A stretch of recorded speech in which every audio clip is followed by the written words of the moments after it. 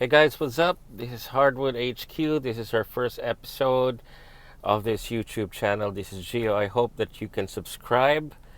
Every month we're going to give away a prize to one lucky subscriber. Lucky. Anyway, hope you do subscribe, and if you have any comments, that's one of the reasons why I made this YouTube channel for discussion. That's really for us to, one of the beauties of basketball, specifically the NBA's, not just the game, not just watching it, not just the athletes, but it makes for good conversation. And hopefully, this YouTube channel is one of the ways that we can really interact, not just friends, but even for people who we don't actually know personally, but we share the same love of basketball. So I hope that that's a barrier that can be bridged. I think sports, in particular basketball, can do that. But anyway, enough of that. Let's go straight to what we want to talk about today. We're going to talk about it's the regular season, the start of the NBA season. Again, we had two games today. We just finished the Raptors, of course, winning against the Pelicans. Overtime game win. Great start for the defending champs. If let's remember, the Raptors are still the defending champs, and of course, the Lakers losing to the Clippers. So, but anyway, what we want to talk about right now is the top five teams for each conference. I think I wrote in my Facebook the top 8 teams in each conference, which I predicted to make the playoffs. Just for the sake of time, not to make this video too long, we want to talk about the top 5 teams in each conference. I think it's fair enough that we talk about the 5 teams in each, the top 5 teams, not in any order, but these teams are really the contenders, and of course have a good shot of making the championship, and of course they'll be in the conversations all year round. So let's get started. Of course, we'll start with the Eastern Conference. First team that comes to mind is the Sixers.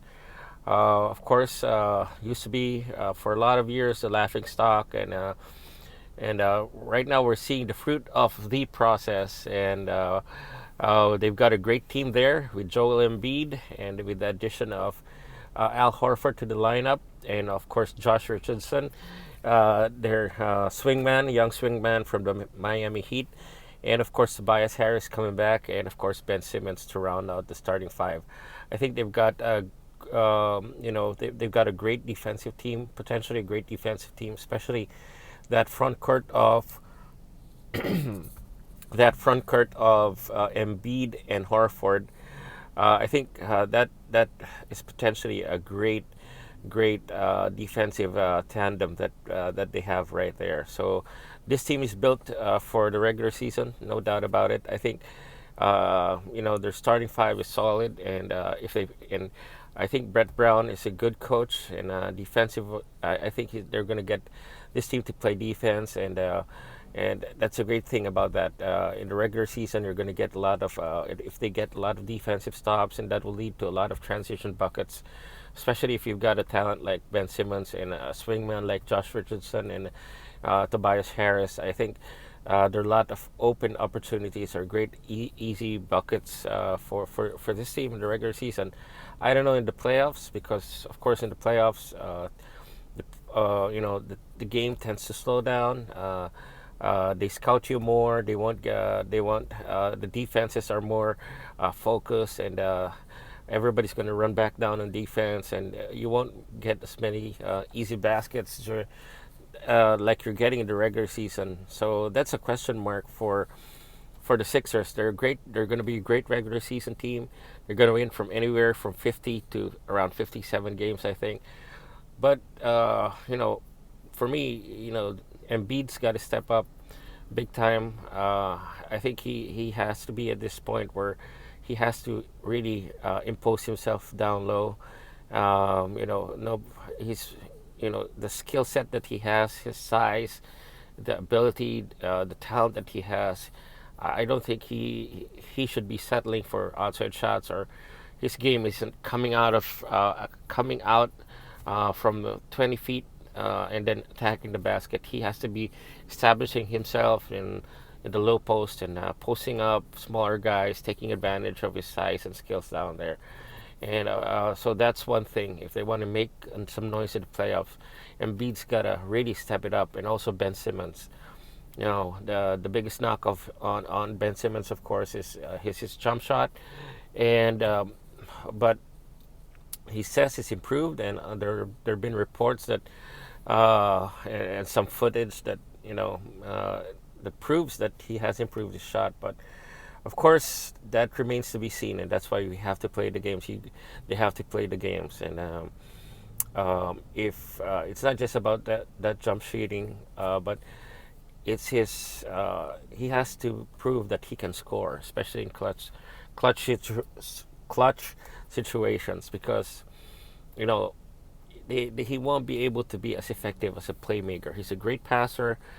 He's got great basketball IQ, but if they're gonna sag off him, and they're gonna give him space so that they can be free to to quickly double team his other teammates, just because he doesn't have a go-to move or a reliable jump shot, that would really take him out of the equation. And so they really got to step up. And another question right now here for the Sixers is, of course, they people aren't talking about it too much, but they lose T.J. McConnell, um, they lose uh, J.J. Redick.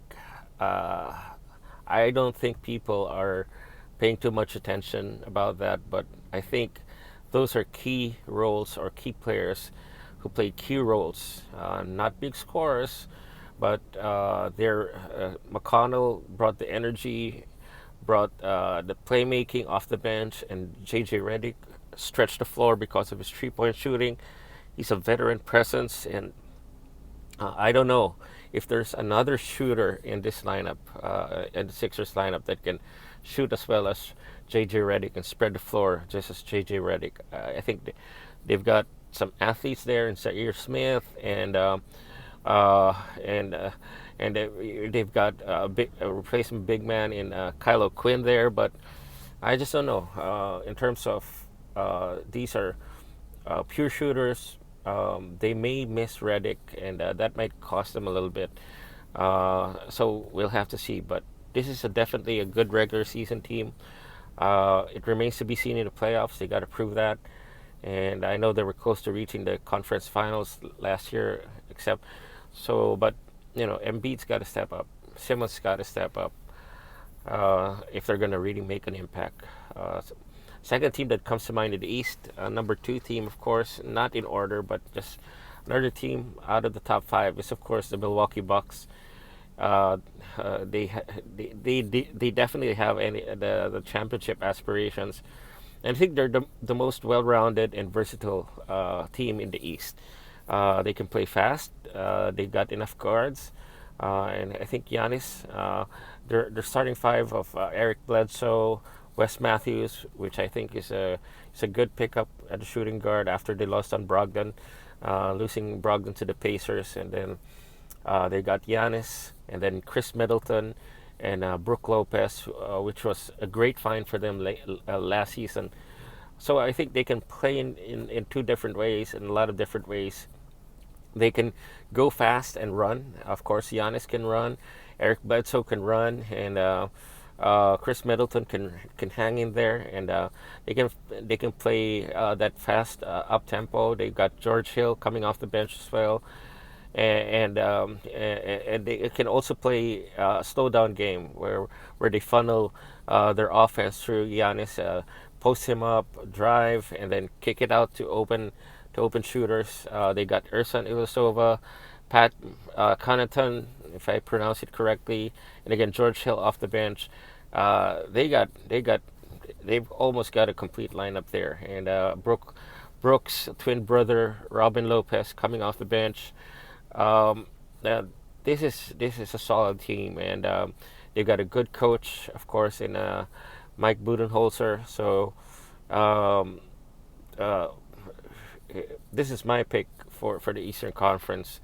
They definitely and of course, if he even develops just a decent jump shot, maybe a 20-foot jump shot, not a 3-point shot, just a decent mid-range shot or a post-up turnaround shot or go-to move, then it's over. I mean, he's the reigning MVP, and I have no doubt that he can win that award again, and if he shows an added dimension to his game. So, Milwaukee Bucks definitely, I feel that they're the strongest team. One of the top 5 teams in the Eastern Conference, of course, the Boston Celtics.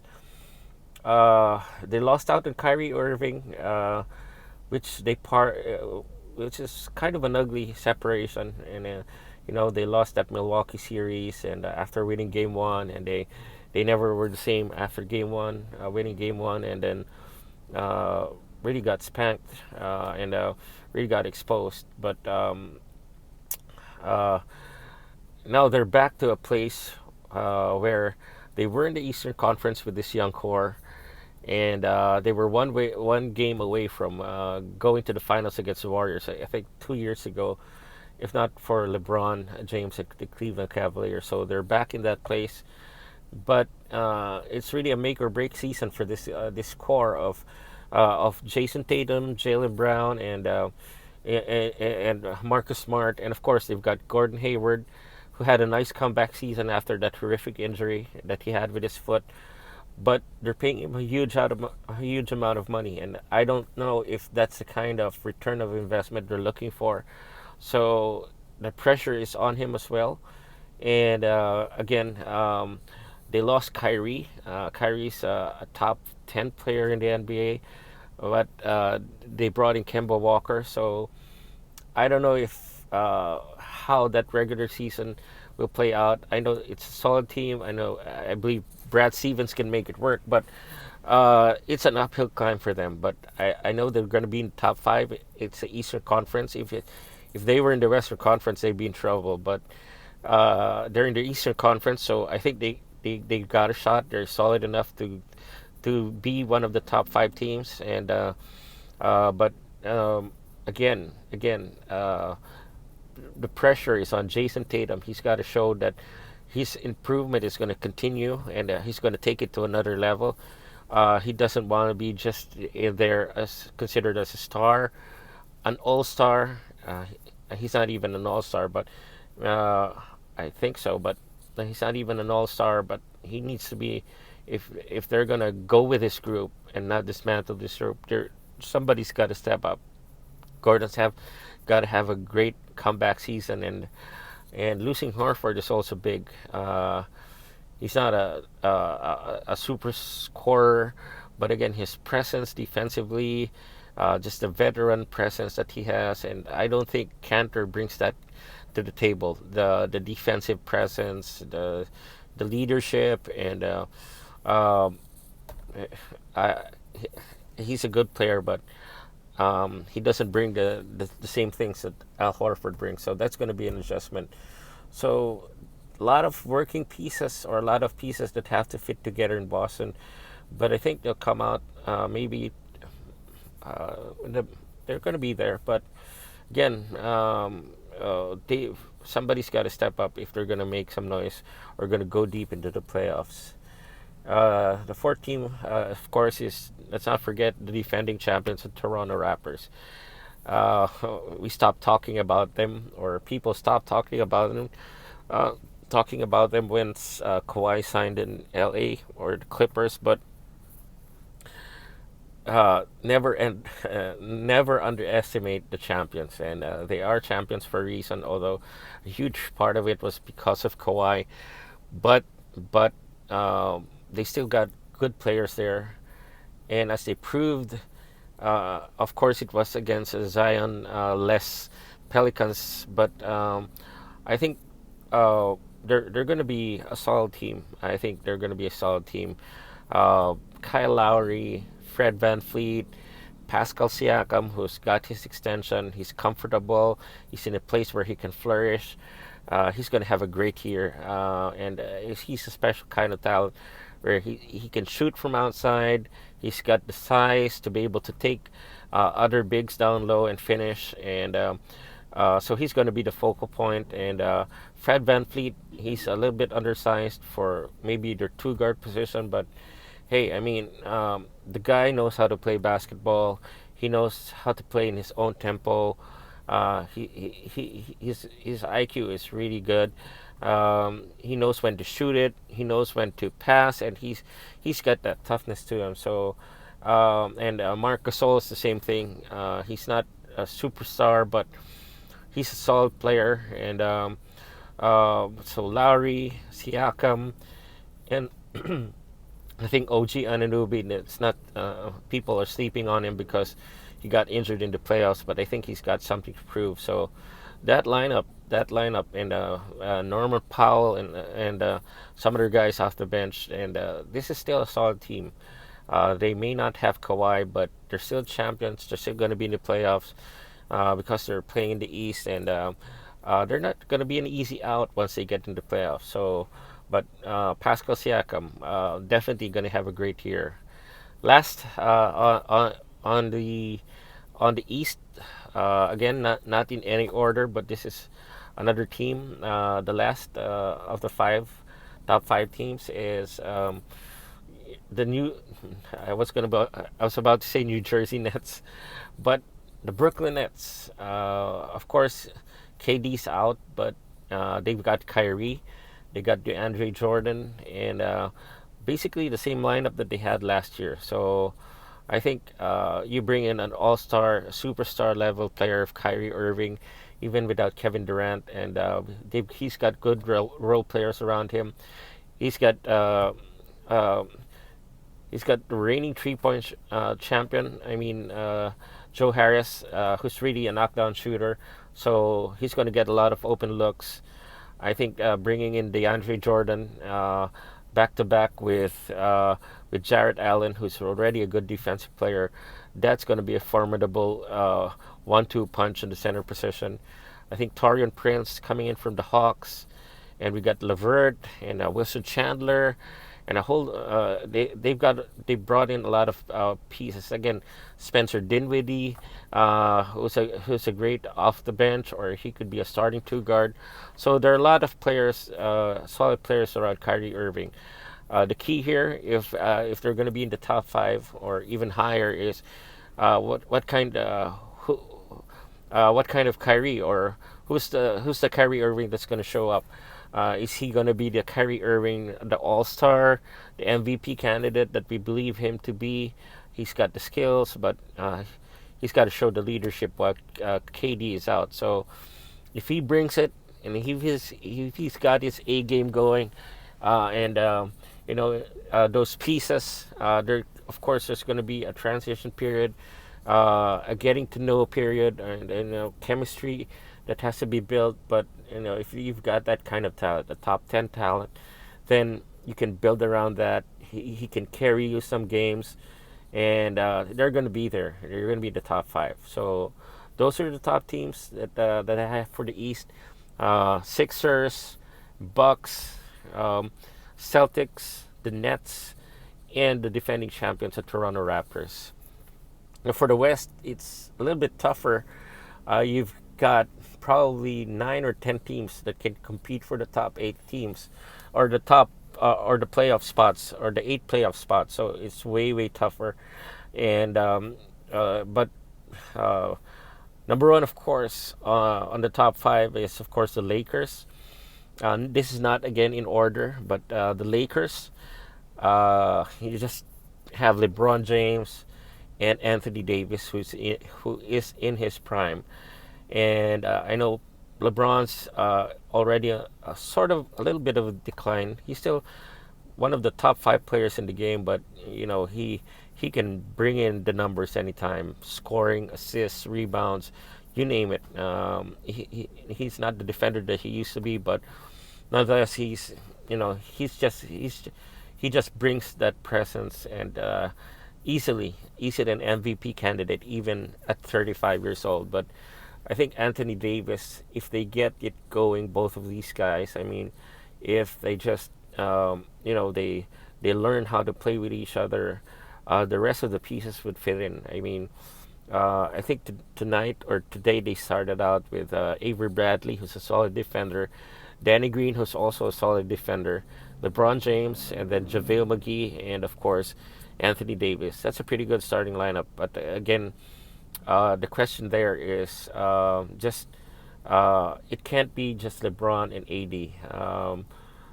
The other guys got to bring it. I think they've got a good lineup defensively.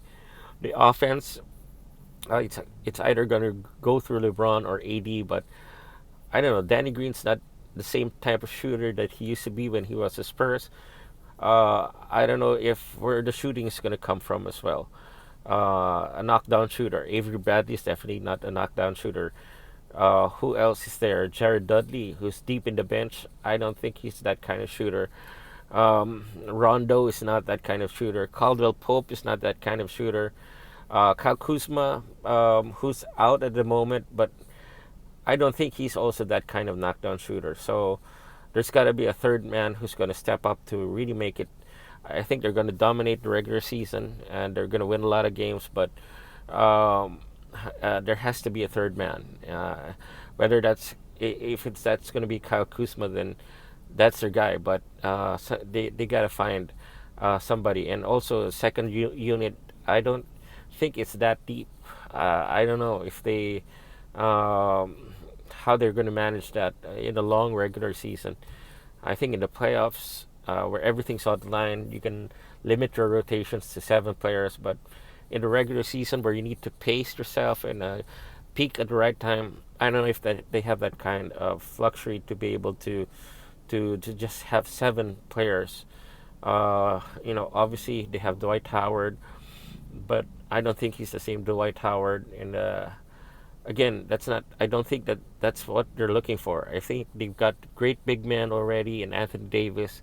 They've had JaVale McGee. I think is solid, but and LeBron is there, but the outside shooting, just for the defenses to really be a little bit stretched, for LeBron to be able to operate and AD to be able to operate more effectively.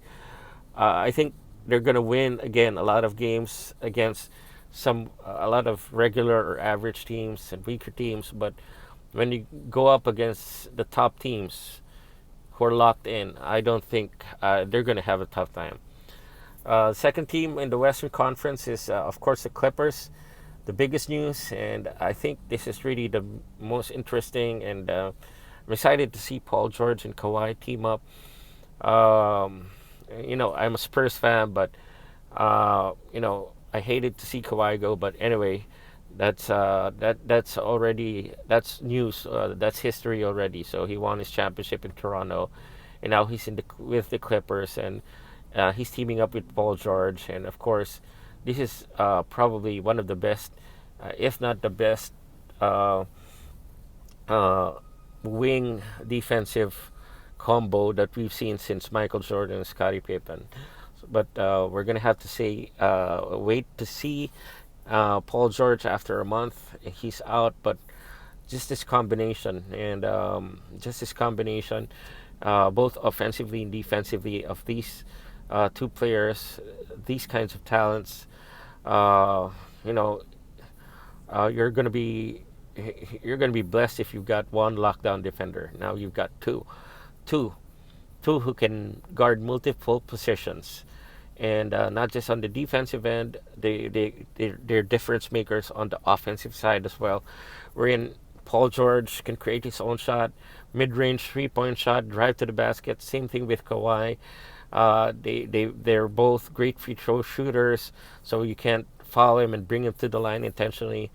And I think the pieces fit more together, or fit better than the Lakers lineup. I think Montrezl Harrell is just built for just that kind of lineup, wherein he can just bring in his energy, play off, even though he doesn't get any touches. He just rebounds, offensive rebound, go through the pick and rolls, get his touches there, and I think he's gonna enjoy this season. I think he had a great year last year. He's gonna get even better with this lineup. Pat Beverly, he's a great defender. I think his toughness. Obviously, he's going to be one of the leaders of this team. and he also has an offense to spare. And of course, Lou Williams off the bench. Another this is he's been a great six man. He's been a six man of the year a couple times. So uh, this lineup, looking a little bit unorthodox, but this defense that this lineup has, and you know, in the crunch time, you got two players to choose from who can really do it from a defensive standpoint or and an offensive standpoint. I think they're probably and rightfully the favorites to win the Western Conference or even the championship. But again, we have to see, and we'll have to see, and we have to watch the games and see how that progresses. Number three would be the Denver Nuggets. Nobody's talking a lot about the Denver Nuggets, but they have a heck of a lineup. Nikola Jokic, he's one of the great big men. Anytime he plays, he's a walking triple double. He can shoot from the outside. He's got a great low post game. He can pass it from the post. He's got great vision. He can rebound the basketball. He's a total package, and he's a nightmare. And I think that's one of the biggest reasons. And he's the biggest star that they have, and the team is built around him. We always talk when we talk about the Nuggets. We talk about Jamal Murray, and of course, and he's an exciting player in the mold of Steph Curry. So, but this is Nikola Jokic team, and he controls everything. If he's taken out of the equation, this is just going to be just a regular team. But Nikola Jokic, his presence there defensively and offensively, how he can anchor both the offense and defense makes a difference for this team. And of course, Gary Harris, Malik Beasley, Torrey Craig, Paul Millsap. They got a lot of great players, versatility, young players who can run, and this team is not just built for the regular season, but this team is also built for the playoffs. They've got the experience. They're not too young that they don't have any experience when they get to the playoffs. They've been to the playoffs already. They know what to expect, and they're not scared. They are hungry. So I think this is a team that they don't want to see if you're in the playoffs. Definitely, of course, Portland beat them, but you know. This team with the experience under their belt and just the chemistry, they're bringing back almost the whole team together. They're going to be a tough team. So that's number three team I have in my top five in the West. Number four, of course, would be the Houston Rockets. Of course, for the regular season, and we're not talking about the playoffs, for the regular season. Just a combination of Russell Westbrook and James Harden, and bringing back the rest of the team: Clint Capella, PJ Tucker, Eric Gordon, and the rest of the guys, Gerald Green. I mean, just solid. They've got great firepower there, and again, it remains to see how that will translate in terms of the chemistry.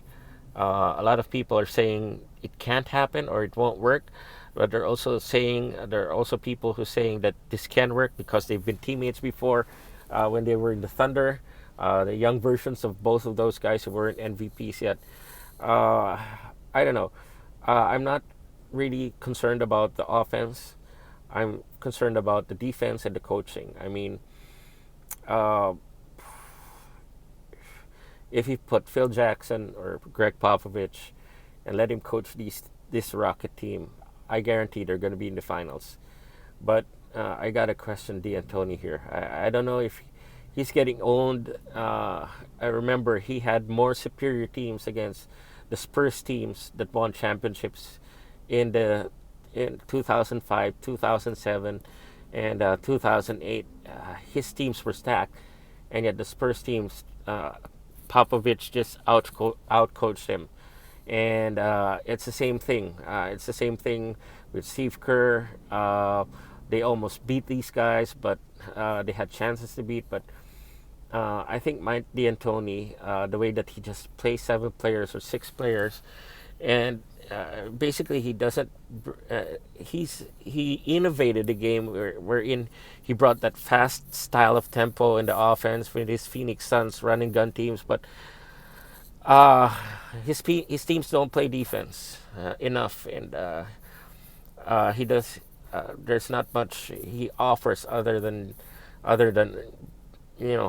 fast-paced offensive game. So, in-game adjustments, I don't think he brings that. So, the Rockets team, as talented as it is with Westbrook and Harden, I don't know if D'Antoni's the guy to really guide this team and lead these two superstars and bring them to the next level and bring that defensive intensity and make it work in the offensive. But we're going to win a lot of regular season games, but in the playoffs, that's going to be different. But again, they're going to be one of the top teams, but in the playoffs, that's going to be different. Number 5, for those guys who know me, maybe they're going to think that this is a little bit of being a homeboy or a favoritism, but I'm going to go with the Spurs. I think they're going to extend their run to 23 straight playoff appearances. The last time they did not make the playoffs was in 1997.